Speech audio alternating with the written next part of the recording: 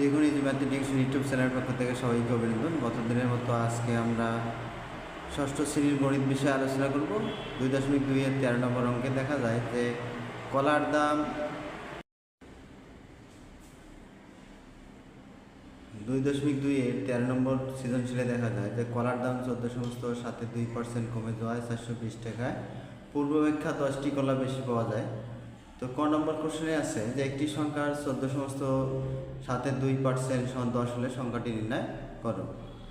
তো আমরা এখন কথা না বানিয়ে এই অঙ্কটি করার চেষ্টা করি। তো ক নম্বর দেখা যায় যেহেতু দেওয়া আছে 14 সমস্ত সাথে 2% = 10, এই জন্য ধরি সংখ্যাটি ক। প্রশ্ন মতে ক এর 14 সমস্ত সাথে 2% সমান 10, অর্থাৎ যেহেতু সংখ্যাটি বলা আছে এই জন্য সংখ্যাটি আমরা ক দিলাম। ক এর 14 সমস্ত সাথে 2%।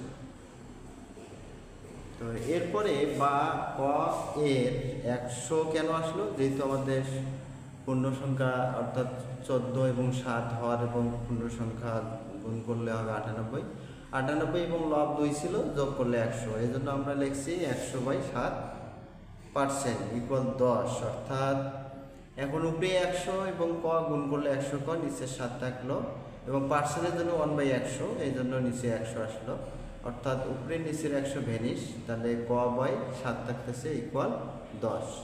এরপর আর গুণন 10-এর নিচে যেহেতু 1 আছে, 1 দ্বারা ককে গুণ করলে ক, 7×10 = 70, অর্থাৎ সংখ্যাটি আমাদের 70।